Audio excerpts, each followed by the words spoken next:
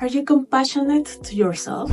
Recently, Mental Health Europe, which is one organization that I admire and therefore would love to work with, since I believe I have a lot to contribute, spoke about the importance of being compassionate with ourselves to promote our mental health and well-being. But do you know what self-compassion is and how to implement it in your life?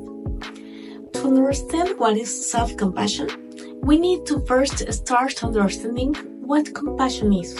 In the words of Paul Gilbert, a researcher from the University of Derby, compassion is a sensitivity to suffering in oneself and others with a commitment to try to alleviate and prevent it.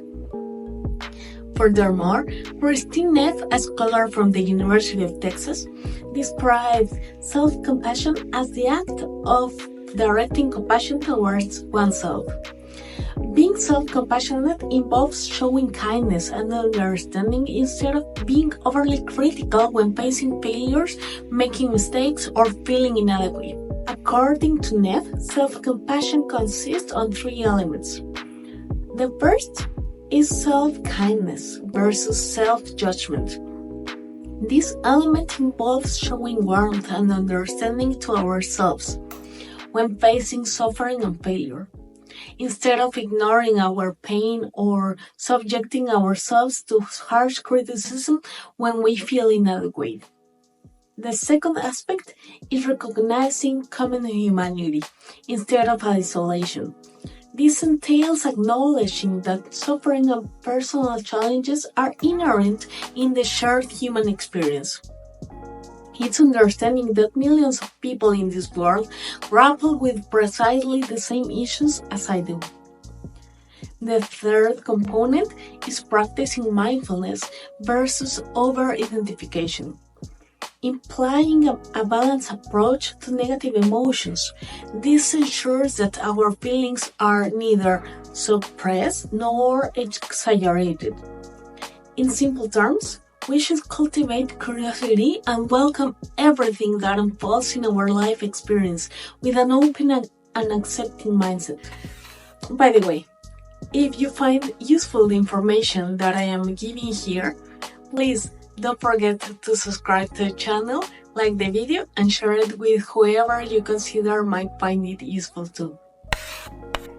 Now that we have learned about the elements of self-compassion, I want to tell you that, as mentioned by Mental Health Europe, fostering self-compassion in our lives is a key element to promote our mental health. This is essential because it will reduce our stress, anxiety, and depression, calm our nervous system, improve our self-esteem, increase life satisfaction, and facilitate stronger and deeper connections with others. But how can we increase our self-compassion? The first step to becoming more self-compassionate relies on awareness. This means becoming conscious of how we are treating ourselves, and specifically how we talk to ourselves. If you notice that your internal dialogue is more like an enemy, try thinking on how your best friend will talk to you, on how will you talk to a friend, and change your discourse accordingly. Try to become aware about the tone of voice of your inner voice. Sometimes we are not being disrespectful to ourselves, but only with the tone of voice that we are using still being very rude. If you want to hear more about the importance of your inner voice in your stress management and in your mental health, don't miss the interesting collaborations that I have been with Benedict Pearl and Dominic Demarne. In the third suggestion for enhancing your self-compassion involves employing tender and benevolent gestures towards yourself.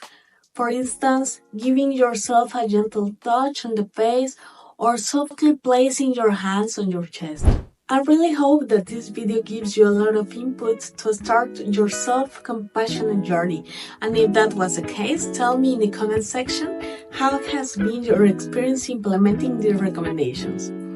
And also, if you have liked the video, please give it a like, subscribe to the channel, and share the video. Have a nice day. Tschüssi!